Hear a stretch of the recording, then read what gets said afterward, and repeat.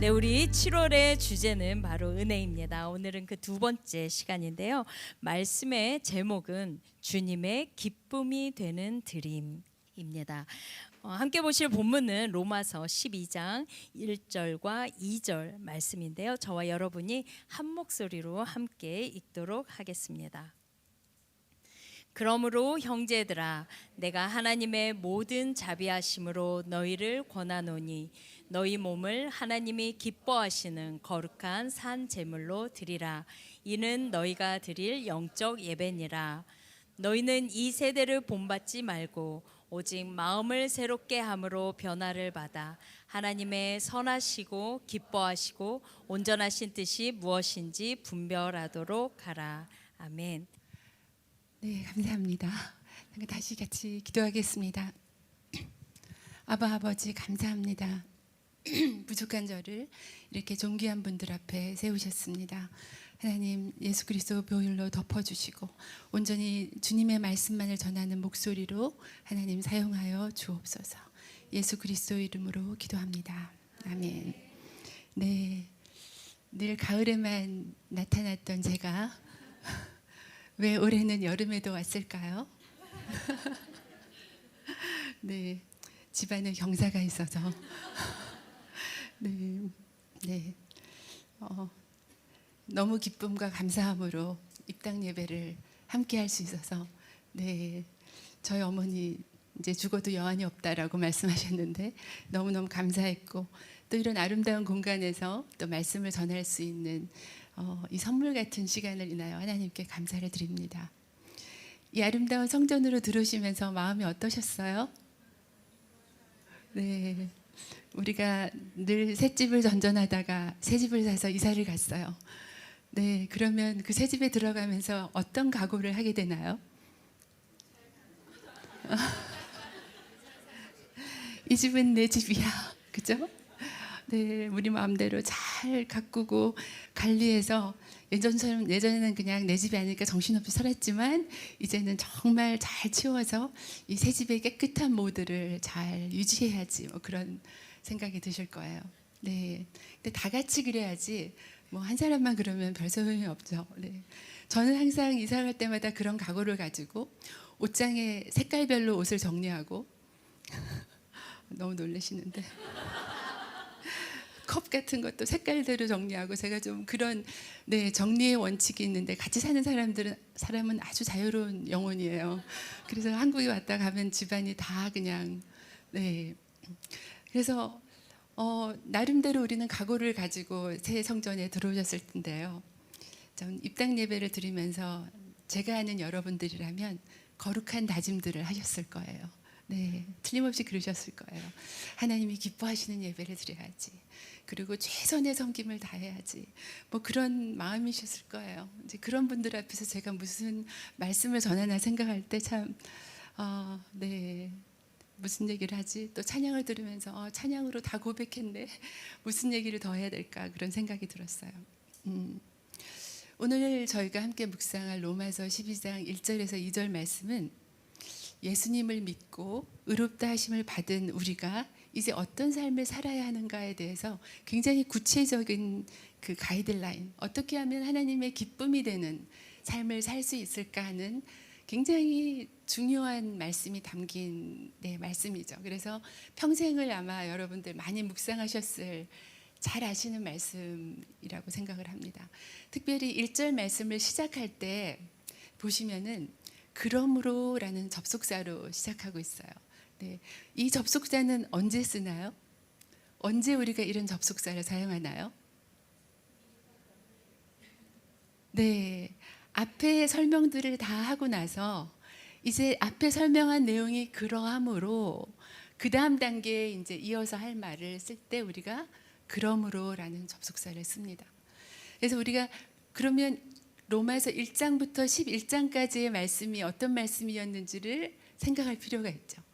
로마서 1장에서 11장 말씀은 죄인인 우리를 위해서 하나님께서 예수 그리스도를 보내셔서 우리가 그분을 믿음으로 죄사함을 받고 의롭다 할 수 있는 놀라운 복음의 메시지가 로마서 1장부터 11장까지 말씀이에요. 그 말씀을 다 한 다음에 사도 바울이 그러므로 하나님의 자비하심과 놀라우신 구속의 은혜를 설명하신 다음에 그러므로, 그래서 12장의 첫 단어 그러므로는 1장에서 11장까지 하나님의 은혜와 구주 되신 예수님을 믿고 의롭다 하심을 얻었으므로, 그러므로 이제 우리는 어떻게 살아야 될까 하는 말씀을 이제 시작하는 말씀입니다. 이 자리에는 지금 주님의 기쁨이 되고 싶은 분들이 다 모였을 것으로 저는 믿습니다. 항상 새로운 교회에 올 때마다 그런 분들이 다 계셔서 제가 더 큰 은혜를 받고 배움을 얻고 돌아가는데요. 이제 다 아시는 말씀이지만 오늘 이 말씀에서 한 구절 한 구절 묵상하면서 정말 주님이 기쁨이 되는 드림, 우리가 다 드렸다고 생각할 수 있는데 주님의 기쁨이 되는 드림을 이제 드리기 위해서 어떤 말씀을 하나님께서 해주시나 하는 것을 다시 한번 함께 묵상할 수 있는 그런 시간이 되기를 원합니다. 전 이 말씀을 통해서 5가지를 발견할 수 있었어요. 첫째는 바울이 누구에게 이 드림의 요청을 또 초대를 하고 있는가 하는 거고, 두 번째는 우리가 어떤 동기로 드려야 하는가, 무엇 때문에 드려야 하는가, 세 번째는 어떤 목적을 위해서 이렇게 우리가 헌신하고 드려야 하는지. 그래서 다 드리고 계시지만 내 스스로를 다시 한번 말씀 앞에서 조명할 수 있는 시간이 됐으면 좋겠습니다. 네 번째는 그럼 어떻게 드려야 할까? 우리의 몸과 마음을 어떻게 드려야 될까? 다섯 번째는 2절 말씀을 통해서 그럼 이런 드림을 위해서 어떤 마음가짐으로 매일매일 준비하며 살아야 하는가 하는 5가지를 함께 묵상해 보기를 원합니다. 첫 번째로 먼저 이 본문은 누구에게 하고 있는 말씀인지를 봤으면 좋겠어요. 1장 12장 1절을 보시면은 그러므로 형제들아, 여기서 형제들아라고 부릅니다. 바울이 형제들이라고 부르는 이들은 누구입니까? 로마의 성도들이에요. 그리스도를 믿고 예수 그리스도의 보혈로 하나님 안에서 형제가 된 로마의 크리스천들이에요. 그 당시에 로마 크리스천들은요, 문화적으로 환경적으로 핍박 아래 있었어요. 그때 AD 49년에 클라디우스 왕의 어떤 칙령으로 유대인 크리스천들은 추방을 당했어요. 추방을 당하고 나서 이제 그 교회를 이방인 크리스천들이 지켰어요. 한 5년 후에 이 왕이 죽고 나자 유대인 크리스천들이 다시 돌아왔어요.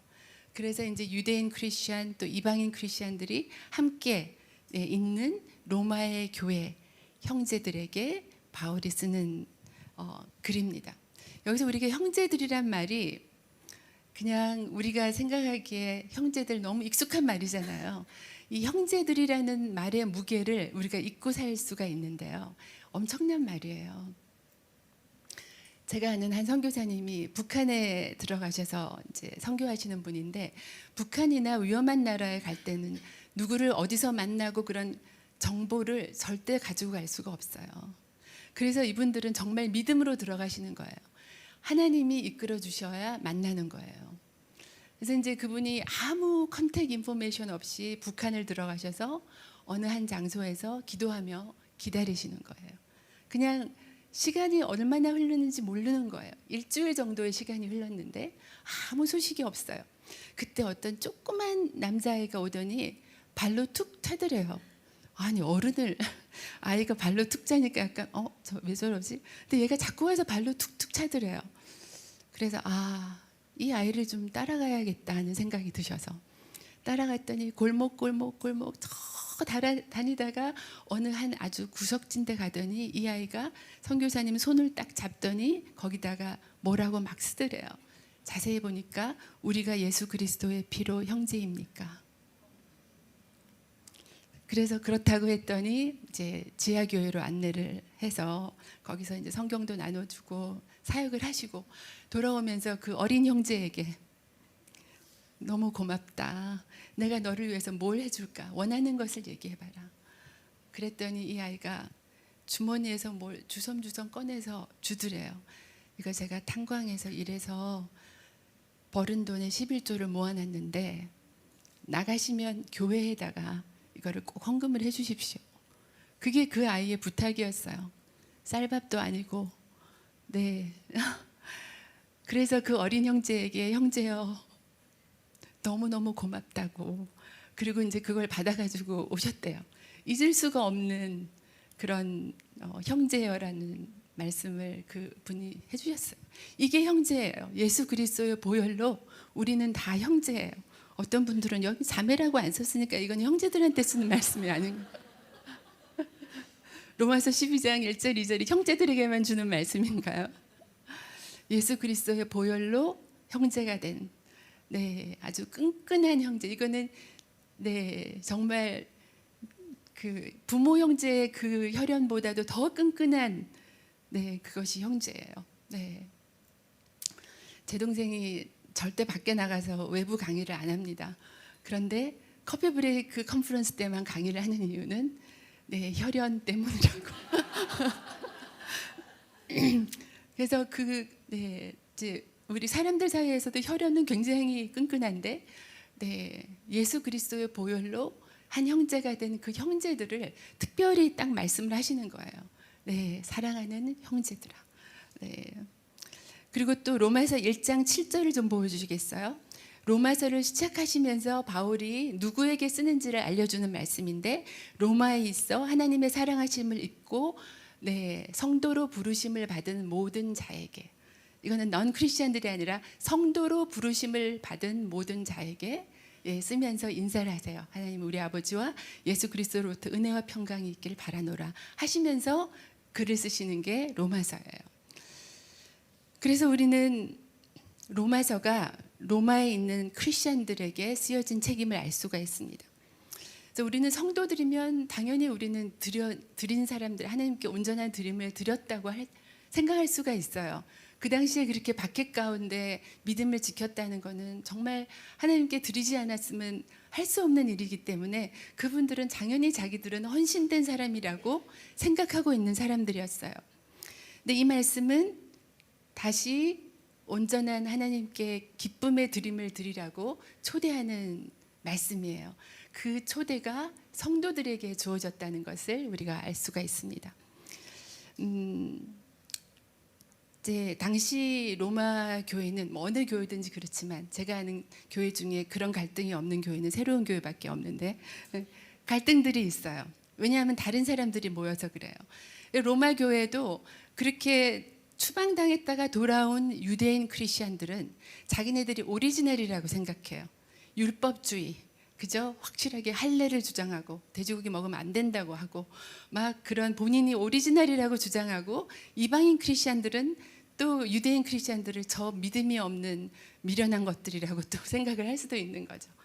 네, 그래서 율법주의와 반율법주의가 대립을 이루는, 아주 크리스천들끼리 정말 박해 가운데 모였으면서도 서로를 비판하고 정죄하는 그런 갈등이 그 교회 안에 있었어요. 그런 사람들을 한꺼번에 형제들아라고 불러주십니다. 바울은. 네, 너희들은 예수 그리스도의 피로 형제다.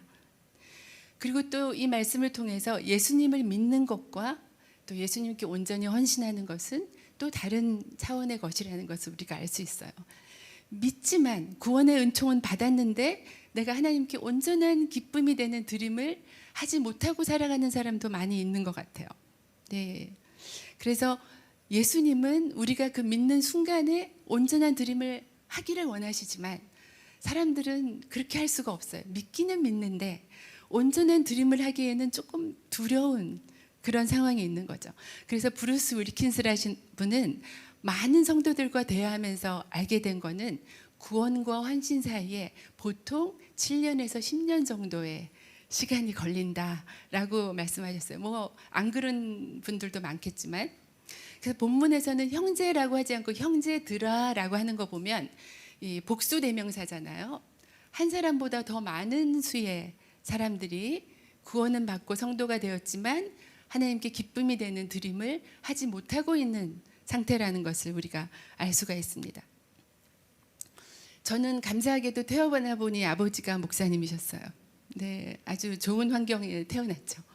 그런데도 제 마음속엔 성경 얘기를 배웠지만 그냥 옛날 이야기였지 저의 신앙이 될 수가 없었어요. 얼마나 오래 그 시간이 계속됐냐면 이민 가서 고등학교 다닐 때 그때 말씀을 비로소 읽으면서 구원의 은총을 받았습니다. 그리고 저는 계속 골방에서 말씀을 읽었어요. 그리고 대학교 가서도 계속 말씀 공부하는데 나가서 말씀을 배웠어요. 뭐 저는 이제 우리 가정에서 가장 특별할 것이 없는 사람이 전데요. 다 특별한 분들이신데 저만 특별하진 않았지만 좀 성실함은 있었어요. 한 번도 빠지지 않고 말씀 공부에 나갔어요. 또 매주 열심히 나가다 보면 뭐 임원도 시키고 또 뭐도 하라 그러고 뭐 그러다 보니 능력으로 된 게 아니라 그냥 매번 나갔기 때문에 임원이 됐어요. 리더십에 올랐어요. 어느 날 리더십 리트릿이라는 것을 갔는데 밤에 이제 목사님께서 리더십들에게 헌신하고 자신을 하나님께 온전히 드릴 사람은 앞으로 나오래요. 기도해 주신다고. 그래서 생각해 보니까 저는 못 나가겠는 거예요. 근데 정말 무심하게도 모든 리더들이 다 나갔어요. 저 하나 빼고. 저 때문에 찬송을 한 30분은 더 부르는 것 같아요. 찬양 계속. 주께서 부르시네 부르시네 막 이러는 거. 근데 제가 정말 못 나가겠는 거예요. 네, 저는 좀 예기치 못한 일이 제 앞에 벌어지는 걸 좀 두려워해요. 네, 그리고 운전할 때도 그래서 늘 아는 길로만 갑니다. 모르는 길로 절대로 안 가요. 식당 가서도 먹어본 음식만 꼭 시킵니다. 근데 제가 같이 사는 사람은 그렇지가 않아요. 아는 길 나도 꼭 모르는 길로 가서 새로운 길을 뭐 찾아본다 그러고 모르는 음식 먹어봤다가 못 먹겠다 그러고 왜 저런 삶을 살까? 네, 그래서 저는 제가 예전에 이제 한국에 있을 때 한국어를 좋아하고 역사를 좋아하고 그래서 저는 한국에 있으면서 뭔가 글 쓰는 사람이 되고 싶다라고 생각을 했는데 갑자기 하나님이 저희 부모님을 부르시는 바람에 저는 초이스 없이 이민을 따라간 거예요. 제 꿈이 다 무너지는 것 같아서 비행기에서 얼마나 울었는지 몰라요. 그래서 저는 하나님께 내 자신을 드리면 하나님이 우리 부모님을 그렇게 막 데려가신 것처럼 저도 제가 예기치 않았던 곳으로 막 이끄시지 않을까 그런 두려움이 있었어요. 특별히 또 하나님이 저를 또 목사님이 되는 사람을 좋아해가지고 결혼을 시키지 않을까 하는 큰 두려움이 저 안에 있었어요. 다른 건 몰라도 사모님은 절대로 못하겠는 거예요. 그날 헌신했던 친구들은 다 선교사님이 되고 목사님이 되고 사모님들이 다 돼서 훌륭한 삶을 지금도 사시고 계시는데요. 저는 그때 끝까지 나갈 수가 없었습니다. 그래서 제 자신이 내려놓지 못하는 게 저의 두려움, 또 저의 계획, 뭐 그런 거죠. 당시 로마 성도들은 자신들의 기준, 나는 율법을 지켜야 된다. 저 사람들이 율법 지키지 않은 인간들은 정말 못 쓸 성도들이다. 그죠? 그런 어떤 기준들이 있었어요. 네, 내려놓지 못하는 그런 기준들 때문에 그들은 정말 모든 박해를 이기고 예배를 드렸지만 하나님 앞에서는 기쁨으로 드려진 예배가 아니었을 수도 있는 거죠. 그래서 우리 안에 왜 내가 어떤 동기로 내가 하나님께 드려야 되는가 하는 그 동기가 건강해야 하나님이 기뻐하시는 드림을 드릴 수 있다는 것을 알 수 있습니다. 그 두 번째로 말씀에서 저는 드림의 동기가 어떠해야 함을 발견했습니다. 그것은 하나님의 모든 자비하심이에요. 형제들아, 내가 하나님의 모든 자비하심으로 너희들을 권하노니. 이거 뭐냐면 드리는 동기를 내 자신에서 찾아서는 안 된다는 거예요. 내가 준비가 됐고 내가 뭐 어떤 상황이고 뭐 그런 내 자신 있잖아요. 네, 유대 성도들은 유대 성도들의 어떤 기준이 있고, 네, 또 이방인 성도들은 자기네들이 받은 뭐가 있으니까 그 상태. 그래서 자기의 상태를 생각하면서 온전하게 드렸다. 나는 이 상황에서 내가 드릴 수 있는 최선이야. 내 상태를 가지고 생각할 게 아니라 하나님의 모든 자비하심. 이게 뭐냐 하면 하나님이 얼마나 큰 사랑으로 너희를 사랑하셨는지, 너의 삶을 하나님이 어떤 자비하심으로 이끌어 오셨는지 그것을 생각하라. 예. 우리가 어떤 존재에 대해서 그 사람을 그것을 주제로 생각하려면요, 그것을 주어로 놓고 생각을 해야 돼요. 예를 들어서 어머니에 대해서 생각한다. 그러면 어머니는 어떤 분이시지? 어머니는 어떻게 살아오셨지? 어머니가 제일 우선순위로 생각한 거는 뭐였지? 그렇게 생각해야 어머니에 대해서 건강한 생각이에요. 근데 저는 저희 어머니에 대해서 건강한 묵상을 안 할 때가 있었어요. 섭섭한 게 많았어요. 그래서 저는 제 중심으로 이렇게 생각을 했어요. 나한테 엄마가 왜 그랬지? 내가 아기를 낳았는데 다른 엄마처럼 와서 산후조리도 해줘야 되는데 나한테 엄마는 왜 산후조리도 안 해준 거야? 막 그런 섭섭함이 저를 중심으로 생각했을 때 너무 이제 힘든 거죠. 나한테 엄마는 어떤 분이지, 어떤 존재지, 막 이렇게 내 중심으로. 근데 올해 초에 이제 저희 어머니가 쓰러지셨어요. 여러 이제 고비를 넘기시는데 제가 그 옆에서 이제 지키면서 하나님이 저를 많이 회개하게 하셨어요. 네, 어머니를 주어로 놓고 생각해 보니 평생 목회자의 아내로 집안의 생활을 책임지셨어야 됐고요. 삼남매 길러내시고 목회 지장이 될까봐 딸이 아이를 낳아도 못 오시는 그런 어려운 이민 목회를 하셨던 저희 어머니를 비로소 이해할 수 있는 그런 시간을 가졌어요. 네. 어머니를 주어로 놓고 생각하니 우리 어머니 얼마나 힘드셨을까, 매달 얼마나 힘드셨을까, 막 그런 생각을 할 수가 있었어요.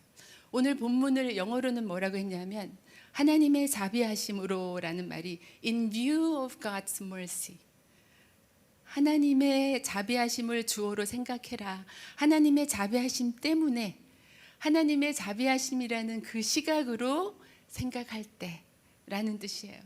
하나님의 자비하심을 주어로 놓고 생각하라는 거죠. 단순히 머리로 생각하는 것을 넘어서 내 삶에 임한 하나님의 큰 은혜와 사랑을 깊이 느끼고 감사함으로, 정말 사랑함으로, 네, 그렇게 드려라 하는 그런 말씀이죠. 여러분, 연애할 때 이제 한번 생각해 보세요. 지금 잘 기억이 안 날 수도 있는데, 연애할 때 생각하면 매일매일 만나고 헤어지고 만나고 헤어지고 그러다가 이제는 헤어지기 싫어요. 너무 사랑해요. 뭐 조건은 그저 그런데 그냥 너무 사랑해서 헤어지고 싶지 않아요. 그래서 결혼을 하는 거라면 최고의 결혼이겠죠. 근데 뭐 조건을 보니까 이 사람하고 결혼하면 뭔가 나한테 뭐가 떨어질 것 같아. 좀 더 나은 삶이 시작될 것 같고, 뭔가 좀 나의 없는 것들이 채워질 것 같고, 이런 생각을 하고 결혼하면 100% 실망하게 되는 거죠. 왜냐하면 사람은 서로를 채워줄 수 없는 존재예요. 그래서 오늘도 아담 하와 설교 아침에 들으셨는데, 하와가 벌을 받았을 때 그 벌이 뭐냐면 남자를 사모하는 게 벌이었어요. 남자를 사모하는 게 왜 벌이에요? 남편 사모하는 게 왜 벌이죠? 근데 거기서는 love가 아니라 desire라고 표현됐죠. 네, 채워줄 수 없는 남편을 계속 채워달라고, 거기 사모라는 말이 desire예요. 그러다 보니 얼마나 불행해요. 채워줄 수 없는 대상을 계속 채우라 하니까. 네, 그다음에 예수 그리스도로 우리가 구원을 받고 나면 우리의 정체성이 회복돼서 벌받은 삶에서 나가서 이제는 돕는 배필로 살아갈 수가 있는 거예요. 그래서 너무 사랑해서 결혼하는 것처럼 우리가 주님께 드릴 때도 내가 뭔가 드려야지 하나님이 나를 축복해 주실 거야가 아니라, 하나님 너무 사랑해서 네, 드리는 그 드림을 하나님께서 기뻐하시는 거죠. 두려움 때문에 하나님께 헌신을 못하고 있던 저는 어느 부활절에 예수님께서 저의 죄 때문에 받으신 모든 고통을 네, 생각하면서 완전히 방바닥에서 얼굴을 뗄 수가 없었어요. 너무너무 감사하고, 나 같은 것을 위해서 예수님께서 그런 고통을 받으셨구나 생각하니까 너무, 네, 정말 내가 특별히 헌신을 해야겠다는 게 아니라 말할 수 없는 강력한 그 사랑으로 하나님께 뛰어나가는 그런 헌신을 할 수가 있었어요. 골방에서 말씀을 묵상하면서 또 마태복음 28장 18절에서 20절 말씀, 예수께서 나와 말씀하여 이르시되 하늘의 모든 권세와 땅의 모든 권세를 내게 주셨으니 너희는 가서 모든 민족을 제자로 삼아 아버지와 아들과 성령의 이름으로 세례를 베풀고 내가 너희에게 분부한 모든 것을 가르쳐 지키게 하라. 볼지어다 세상 끝날까지 내가 너와 항상 함께 있을지어다. 골방에서 두 손을 들고 이 말씀 앞에 하나님께 제 삶을 드렸어요. 너무너무 사랑합니다, 주님. 저는 능력 없지만 주님 너무 사랑해서 주님이 부탁한 거 저 하고 싶어요. 그리고 저와 함께 해주신다는 약속 신뢰하면서 주님 제 삶을 드립니다 하고 두 손 들고 아무도 보는 데서 막 헌신을 했어요. 네. 근데 잠깐 하고 나니까 마음이 또 걸려요. 그래서 사모님만 안 시켜주시면 다른 일은 뭐든지 하겠습니다, 주여. 왜 편지 쓰고도 추신 달잖아요. 헌신하면서 넌 추신하고 달았는데, 그래서 하나님의 은혜로 평신도랑 결혼을 했는데 이분이 평신도 장로님이 36에 되더니 그러니까 30대부터 교회를 개척하는 거예요. 평신도가 교회를 개척하는 거 얼마나 자주 만나셨어요. 그래서 이제 저희는 계속 30대 40대를 개척교회들을 섬기고 그렇게 살아왔는데요. 제가 어떤 때는 사모가 된 게 나을 수도 있었겠다. 네. 그래서 오늘 말씀은 헌신이나 드림이 어떤 성도가 됐기 때문에 나는 책임이 있어. 또 나의 의무야. 이렇게 드리지 말라는 거죠. 하나님이 베풀어 주신 자비와 사랑에 너무너무 감사해서 드려라는 거죠. 그리고 바울은 드림에 있어서 어떤 상급이나 또 뭐 징계나 고통을 더 부여해서 쓰지를 않으셨어요. 너 드리면 큰 상급을 받을 거야. 또 드리면 고통 없는 삶을 살게 될 거야. 뭐 이런 말씀도 안 하셨어요. 자신을 하나님께 드리고자 하는 동기는 온전히 하나님께서 우리를 위해 너무너무 사랑해 주신 그 사랑에 감동해서 드리라는 거죠. 근데 그 당시에 로마 성도들도 그 사랑에 감동은 했지만 사람들이 눈에 보이잖아요. 저 사람 왜 저러지? 저렇게 하면 율법이 아닌데? 그런 게 자꾸 걸리는 거예요. 이방인들은 보면 믿음으로 구원을 받는다고 바울 선생님이 가르쳐 줬는데 왜 저것들은 인간의 법을 저렇게 주장하는 거예요. 서로 막 이렇게 하다 보니까 갈등이 있었어요. 그리고 그들은 또 우리가 이렇게 밖에 가운데도 하나님을 믿으니까 언젠가 이 고난에서 벗어나서 우리가 멋있게 또 영광스럽게 그렇게 살 수 있는 날이 올 거야 라는 어떤 그런 보상도 바라실 수가 있어요. 저도 어렸을 때는 내가 이렇게 드렸으니까 하나님께서 내 삶을 복 주실 거다. 하나님이 또 많은 사람들이 그렇게 기도도 해주시잖아요. 막 그렇게 또 막 복 달라고 기도를 하신 분도 많으셔가지고 당연히 저는 나는 아주 복 받으며 살 것이다 라고 생각을 한 것 같아요. 근데 제가 제일 열심히 개척교회 섬기고 또 뭐 한인 대표로 섬기고 막 글로벌 대표 막 그렇게 열심히 뭘 섬기는데 저희 가정에는 정말 너무 어려움이 있었던 거예요. 우리 셋째 아이도 잃게 되고 또 남편이 암도 걸리고 저도 또 종양 환자로 10년을 넘게 살면서 너무나 고통 속에 살게 되고 뭐 이런 일이 있으니까 처음에는 좀 부끄러웠어요. 우리 삶이 하나님의 영광 가리지 않을까 그런 생각도 들고 그리고 하나님이 좀 이해가 안 됐어요.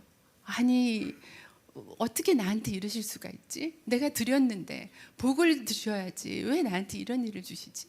막 그런 생각이 들었어요. 처음에는 안 나눴어요. 막 나의 고난이 있다 그래도 몰래 그냥 우리 가족끼리만 기도하고 사람들은 행복하게 사는 모습만 봐야지 이게 은혜가 돼 이런 생각을 했어요.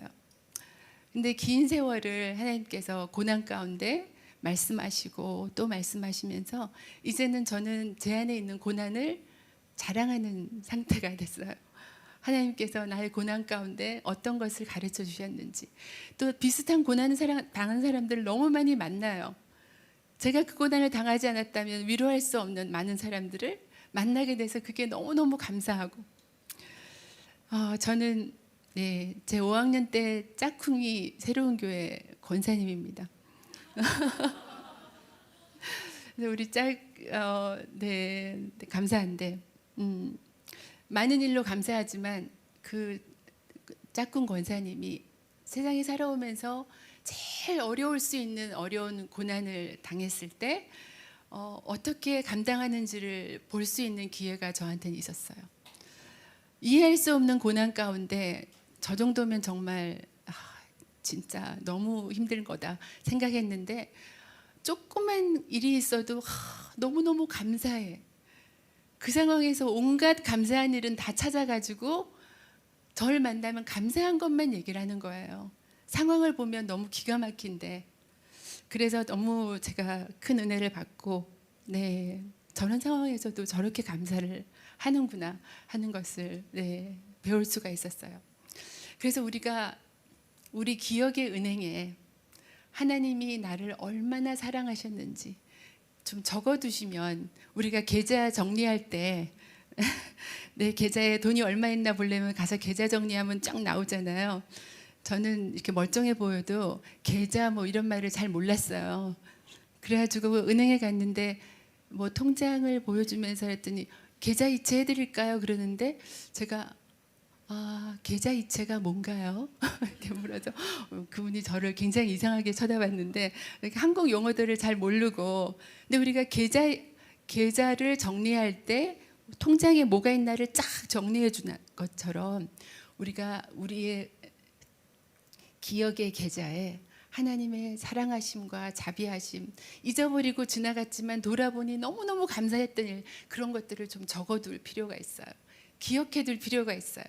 그래서 도저히 드림이 안 될 때 우리는 계좌 정리를 해볼 수가 있어야 될 것 같습니다.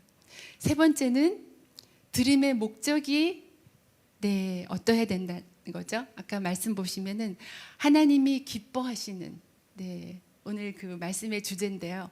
너희 몸을 하나님이 기뻐하시는. 사실 저는 이 말씀이 좀 애매했어요.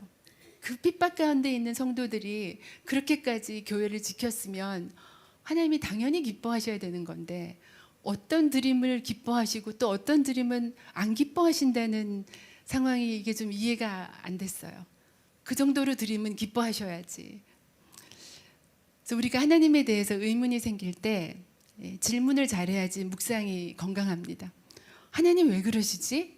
그냥 이렇게 간단히 질문하면 내 이치에 맞지 않고 내 상식으로 이상하면 하나님 이상한 분이에요.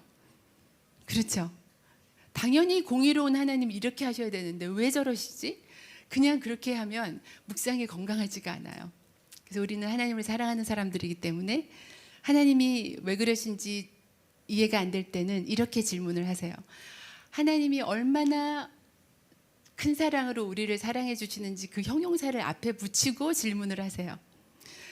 하나님이 나를 너무너무 사랑하시고 그동안 나에게 큰 자비를 베풀어 주신 하나님께서 왜 나의 어떤 드림은 기뻐하시고 어떤 드림은 기뻐하지 않으실까?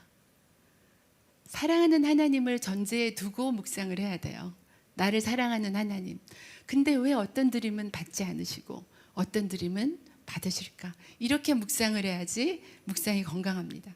이제 그렇게 묵상을 하면 우리는 하나님이 어떤 헌신을 기뻐하시는지 말씀 속에서 찾아볼 수가 있어요. 마태복음 5장 23절에서 24절 말씀. 같이 한번 읽어볼까요? 그러므로 예물을 제단에 드리려다가 거기서 내 형제에게 원망을 들을 만한 말이 있거든, 생각나거든. 형제와 예물을 제단 앞에 두고 먼저 가서 형제와 화목하고 그 후에 와서 예물을 드리라.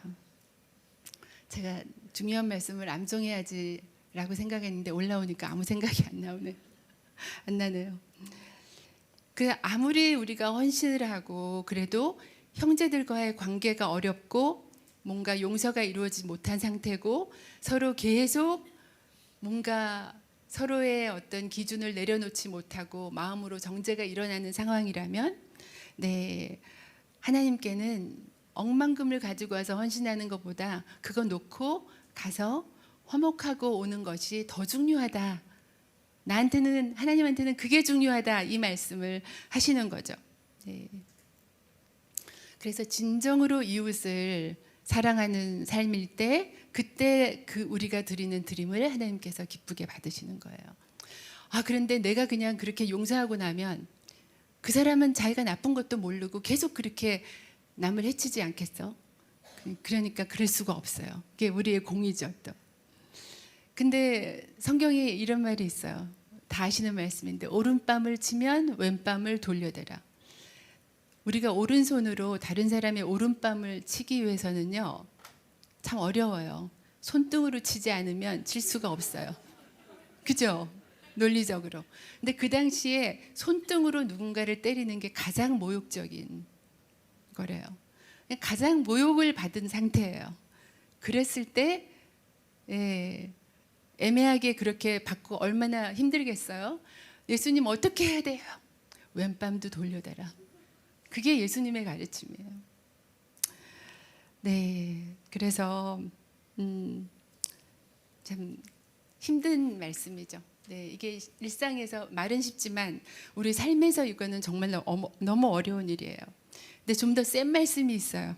요한일서 네, 10절에서 12절 말씀 제가 갖고 왔는데 이러므로 하나님의 자녀들과 마귀의 자녀들이 드러나나니 무릇 의를 행하지 아니하는 자나 또는 그 형제를 사랑하지 아니하는 자는 하나님께 속하지 아니하리라. 네, 우리는 서로 사랑할지니 이는 너희가 처음부터 들은 소식이라. 가인같이 하지 말라. 그는 악한 자에게 속하여 그 아우를 죽였으니 어떤 이유로 죽였느냐? 자기의 행위는 악하고 그 아우의 행위는 의로움이라. 우리는 비록 가인처럼 육으로 아벨을 죽이지는 않는다 하지만 우리의 말로 또 우리의 어떤 정죄함으로 또 은근히 돌려서 말하면서 그 사람을 죽이는 말로 네, 우리는 형제를 죽일 수가 있습니다. 네. 네, 그것을 하나님은 악한 자라고 얘기를 합니다. 네. 그래서 우리가 말로 죽이는 게 더 아플 수 있어요. 더 고통스러울 수 있어요.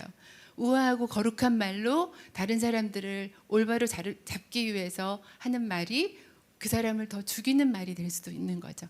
네, 하나님께서는 그것을 네, 하지 말라라고 말씀하십니다. 예. 그래서 가인의 얼굴색이 딱 변하자마자 하나님이 딱 나타나셨어요. 왜 안색이 변했니? 네, 창세기 4장에 너 왜 안색이 변했어? 가인이 그렇게 이쁜 사람도 아닌데 하나님이 딱 보고 있다가 안색 변하자마자 나타나셨어요. 너 왜 안색 변했어? 그리고 말씀하세요. 죄가 네 문 앞에서 기다리고 있다. 여기서 crouching on you, 영어로 crouching 한다는 말 뭐냐면 이렇게 짐승이 먹잇감 나오면은 딱 뛰어와서 잡기 위해서 딱 준비 포복 자세, 그게 크라우칭이에요. 죄가 네 문 앞에서 딱 있는데 너는 죄를 다스려라. 워닝을 주셨어요. 가인은 그냥 무시하고 했지만 많은 우리의 삶 속에서 분노가 일어나서 안색이 딱 변할 때가 있어요. 그때 하나님께서 죄가 네 문 앞에서 크라우칭한다. 네, 기다리고 있다. 딱 너가 분노만 내면 뛰어들어서 너를 사로잡을 거다. 너는 죄를 다스리라 라고 워닝을 하는데도 우리는 네, 그 워닝을 듣지 않을 때가 너무나 많은 거죠. 네, 가인같이 하지 말라. 그는 악한 자에게 속하여. 자기가 하는 게 아니라 악한 자에게 속해서 그렇다는 거죠. 네. 또 우리는 하나님께서 기뻐하시는 드림을 묵상하다가 아브라함의 드림을 생각할 수가 있어요. 아브라함은 창세기 15장 6절 말씀을 보면 아브라함이 여호와를 믿으니 여호와께서 이를 그의 의로 여기시고 하는 말씀이 나와요. 이때 아브라함은요, 그 전에 하나님께서 땅 주겠다, 자손 줘서 하늘의 별과 같이 하겠다, 모래 뭐 같이 하겠다 했는데 현실적으로 아무것도 없어요. 자식도 없고 그나마 믿었던 롯도 좋은 땅 다 가지고 배신하고 가고 아무것도 보이지도 않아요. 네, 자식도 하나님 말했지만 뭐 100살이 다 되도록 오지도 않고 막 그런 상황에서 하나님께서 다시 말씀하시니까 아무것도 보이지 않았지만 아브라함이 여호와를 믿으니 여호와께서 이를 그의 의로 여기시고 이런 말씀이 나와요. 근데 그 이후에도 또 그렇게 실수도 해요. 막 자기 살려고 아내를 속이고 막 이런 거 해도 하나님께서 한 번 의로 여기신 아브라함을 아비멜렉 앞에서 세워주시는 거 우리가 볼 수가 있잖아요. 실수하고 그렇게 부끄럽게 해도 하나님이 끝까지 한 번 온전한 드림을 받은 사람을 이렇게 지키시는 것을 우리가 볼 수가 있어요. 우리도 현실적으로 감사할 거 아무것도 없는 상황이 있을 수 있어요. 하나님이 복 주신다는 것이 아무것도 보이지 않은 그런 시간이 있는 거예요. 드릴 것도 없고 감사할 것도 없고 너무나 막막해요. 네, 온 주위에 내가 돌봐야 될 사람밖에 없고 나를 돌봐줄 사람 아무도 없는 것 같고 하나님이 복 주신다고 했는데 뭐가 복이지? 라고 느껴지는 그런 시간들이 우리 삶 속에 찾아오죠. 네, 그런 순간에 그럼에도 불구하고 하나님이 살아계시고 나를 사랑하시고 하나님의 계획을 믿고 감사함으로 드린다면 그 드림이 정말 하나님께서 기뻐하시는 드림이 되리라고 믿습니다. 저도 네, 커피 브레이크를 이제 아시다시피 제가 한 거의 30년을 이제 커피 브레이크. 그러니까 저는 또 모든 사람들을 볼 때 두 가지로 나눠져 보입니다. 커피 브레이크를 하시는 분과 하지 않는 분. 목사님을 만나도 저분은 커피 브레이크를 하시는 목사님 아닌 목사님. 이렇게 저의 잣대가 좀 그랬는데요. 그만큼 제가 사랑으로 섬기고 이렇게 했던 사역이다 보니까 너무 진심으로 정말 했는데 그동안 제가 막 이렇게 아프고 그런 상황이 많았잖아요. 아프고 지금은 제가 온 가족 중에 제일 건강한데요. 네, 아프고 힘들고 가족이 아프고 이제 막 그런 걸 할 때 제 자신이 막 어렵고 그랬던 그런 시간들 속에서 하나님이 기뻐하시는 드림에 대해서 계속 묵상하면서 하나님 앞에 나갔던 그런 시간들이 있었습니다. 그래서 우리가 어떤 일을 할 때 우리 환경보다는 내가 이 일을 결정하고 하는 것에 있어서 이것이 나의 기쁨을 위함인가 하나님의 기쁨을 위함인가. 네. 내가 또 내 스스로 뭔가 체험을 받기 위해서 그냥 막 이렇게 할 때가 있어요. 네. 드림은 나의 열심으로 되는 게 아니에요. 하나님이 기뻐하시는 드림은 하나님을 너무너무 사랑하는 그것을 받으시는 거거든요. 이해할 수 없고 너무 속상하고 화나지만 하여튼 열심히 해보자, 주구장창 해보자 한번 막 그런 어떤 무서운 자세로 하다 보면 틀림없이 지칠 수가 있죠. 네. 그래서 나의 기준과 나의 수준과 나의 스타일과 사람들한테 맞지 않는 그 모든 것들을 하나님 앞에 내려놓고 하나님 너무너무 하나님 사랑합니다 하는 그런 사랑으로 드림을 드릴 수 있기를 바랍니다. 네 번째는 그러기 위해서 우리는 어떻게 우리 자신을 드려야 되나요? 네, 말씀에서는 거룩한 산 제사라고 하죠. 거룩의 의미는 separate from이에요. 그러니까 구별된 것이 거룩이에요. 예전에 이제 율법적으로 제사를 지낼 때 구별된 제사, 흠없는 어린 양 제사를 드렸잖아요. 뭔가 구별된 거, 성도가 아닌 사람들과는 구별돼야 되는 거죠. 여러분 우리 청바지 입었을 때하고 이렇게 하얀 옷 입었을 때하고 우리 자세가 좀 달라지지 않으세요? 하얀 드레스 입고 풀밭에 막 털썩털썩 주저앉나요? 네.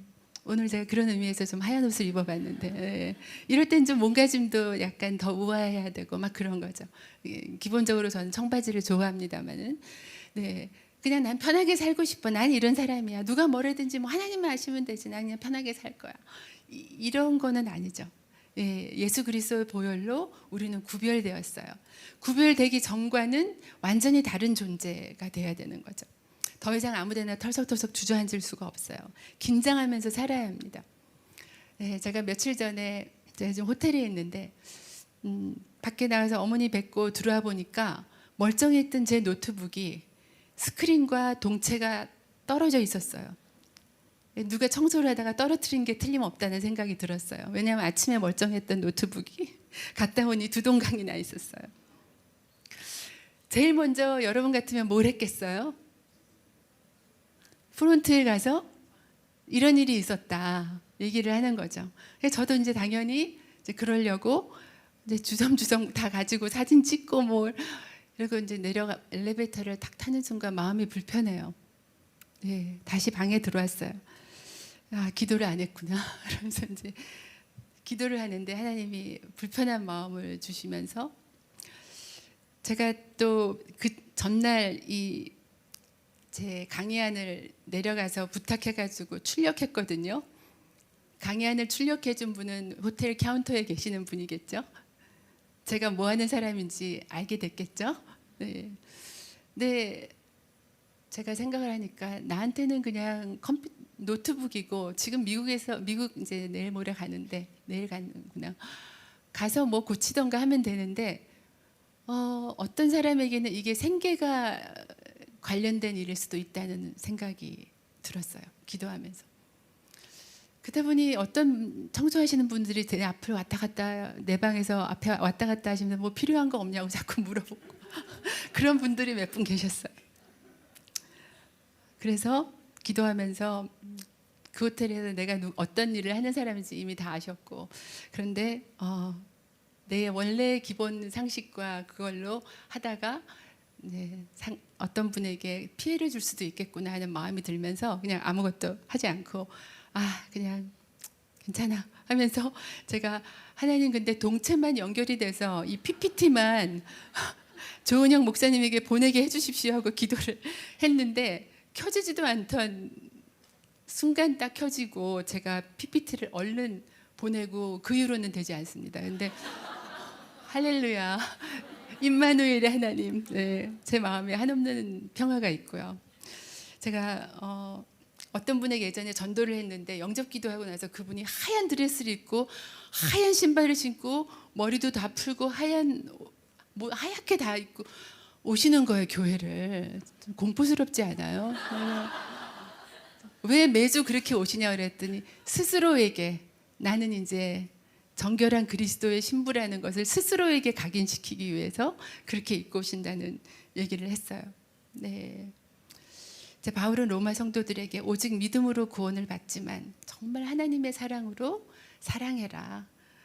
이웃의 입장에 서서 생각해봐라. 그리고 하나님이 기뻐하시는 거룩한 산 제사로 드려라. 그래서 이제 로마서 6장 13절에 보면은 너희 지체를 의의 무기로 하나님께 드리라. 거룩은 하나님께 내가 얼마나 많은가를 드렸는가에 있지 않고 내 삶의 주권을 누구에게 드렸는가에 있습니다.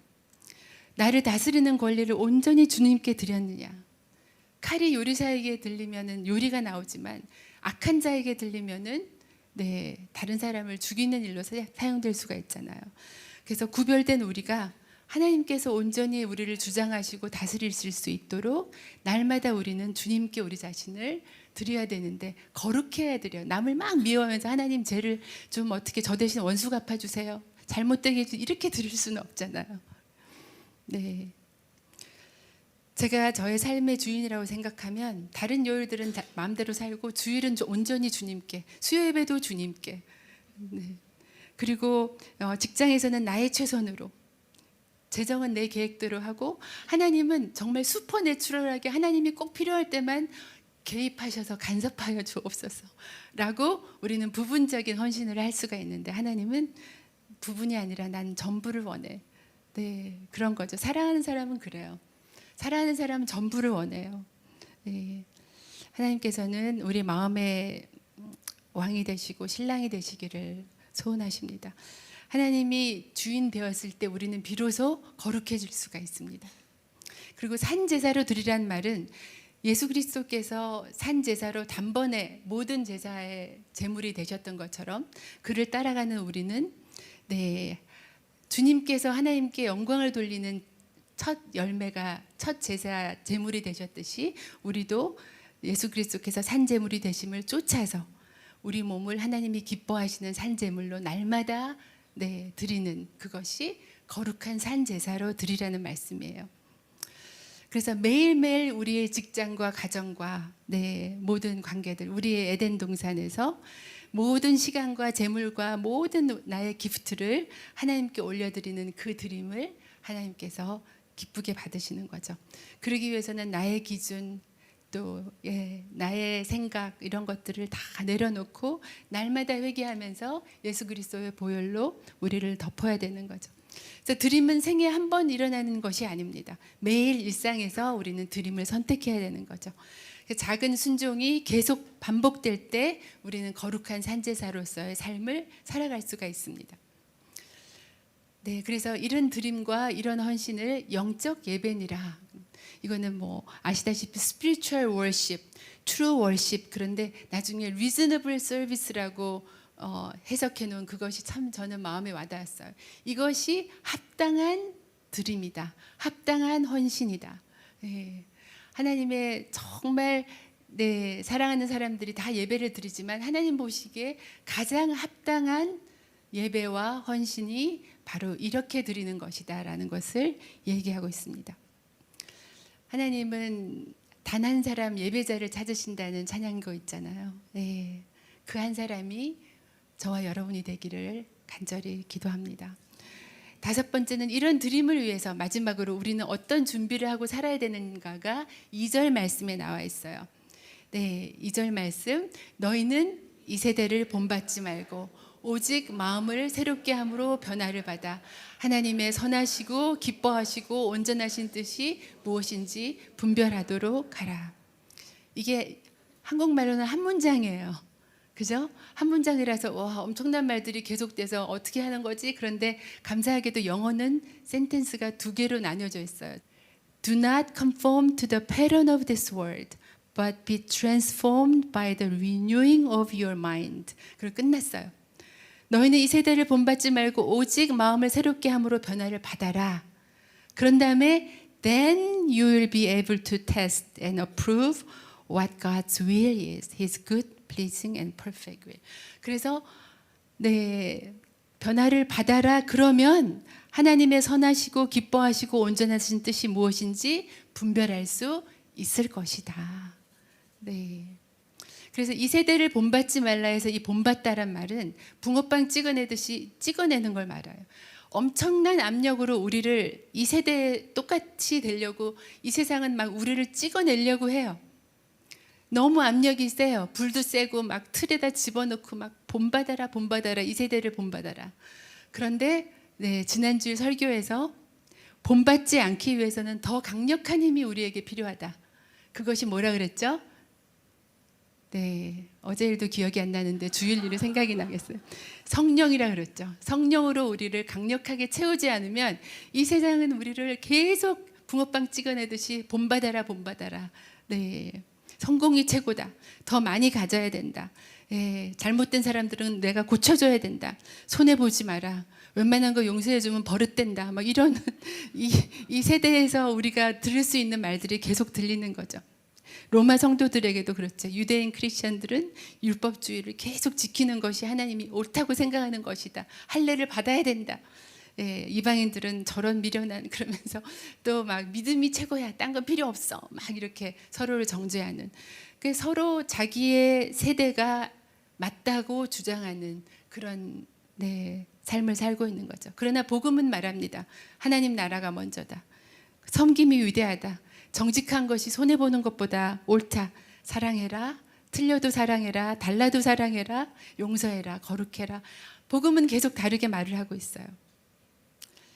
이제 두 번째로 마음을 새롭게 함으로 변화를 받아라고 말씀한 이 변화를 받는다는 뜻은요. 메타모르포 좀 어려운 말인데 변화를 받아 메타모르포라는 뜻인데요. 이게 뭐냐면 애벌레가 나비로 변화되는 것. 그래서 어떤 본질적인 변화를 말하는 거예요. 겉모습이 변하고 우리가 막 우아하고 거룩하게 찬양하는 그것의 변화가 아니라 본질적인 변화를 얘기하고 있는 거예요. 애벌레가 나비가 된다는 것은 어떤 의미일까요? 애벌레일 때는요, 기어다니면서 내 땅밖에 안 보여요. 나비가 되면 하늘을 나르면서 위도 보고 옆도 보고 다 보여요.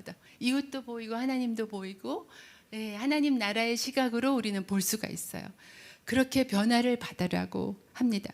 그러면 비로소 하나님의 선하시고 기뻐하시고 온전하신 뜻을 분별할 수 있다고 합니다.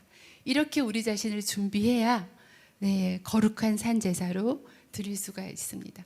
말씀과 성령으로만이 우리는 나비가 될 수가 있습니다. 요즘 저는 이제 손자와 손녀들과 일주일에 2번은 시간을 보내요. 네, 저는 큰 손자가 6살이고 두 번째 손녀가 3살이에요. 감동이 없으신데 네, 저한테는 엄청난 일입니다. 네, 부러우시죠? 네. 뭐 다 할머니신 분들은 얼마나 큰 기쁨인지 아실 거예요. 네, 근데 특히 6살 된 아이가 질문이 많습니다. 특히 말씀을 가지고 얘기를 하면 아주 질문이 많아요. 할머니가 질문 전공인 거를 아는지 질문을 아주 많이 하는데요. 아담과 하와, 오늘 아침같이 아담과 하와 얘기를 하면은 얘는 또 막 질문이 많아요.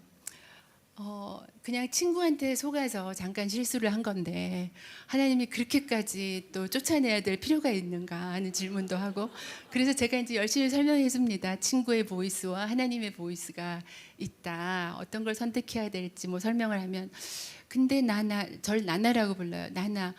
그때 아담은 하나님도 볼 수 있었고 들을 수도 있었는데 자기는 하나님도 안 보이고 뭐 들리지도 않는데 친구들은 다 보이고 친구들의 음성은 들리는데 어떤 게 하나님의 보이스인지 친구들의 보이스인지 어떻게 구별을 하냐는 거예요.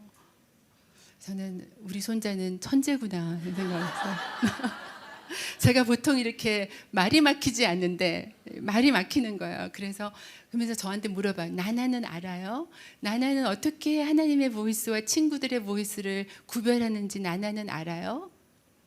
그래서 제가 뭐 투명한 게 좋으니까 몰라. 나나도 몰라. 그럼 어떻게 하냐 그래서 나나는 성경을 열심히 공부해. 왜냐하면 성경 안에 하나님의 보이스가 다 있어. 그래서 친구들의 보이스가 막 들릴 때 어떤 게 하나님의 보이스가 아닌지 알 수가 있어. 그랬더니 아주 결연한 눈빛으로 자기도 성경을 공부하겠다고. 네.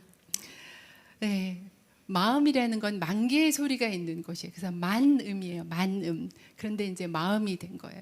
우리 마음에는 많은 소리들이 있어요.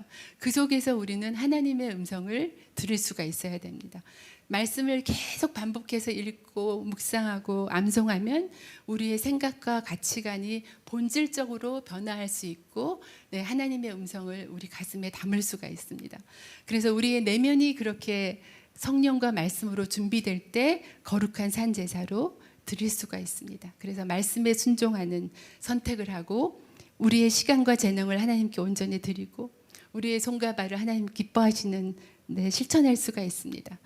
이 시간 우리 함께 기도함으로 하나님께 나아가서 구원의 은총을 받은 우리는 세상을 따라 사는 사람들이 아닙니다. 말씀과 성령으로 마음의 변화를 받고 하나님의 뜻을 분별하면서 세상을 변화시키는 산제사로 그렇게 살아가는 사람들입니다. 여기 계신 한 분 한 분의 삶이 하나님께 기쁨으로 드려지고 하나님 보시기에 너무너무 아름다운 정결한 신부로 하나님께서 받으시는 그런 거룩한 산제사로의 삶이 되시기를 간절히 기도하면서 우리 찬양 드리고 또 함께 기도하기를 원합니다.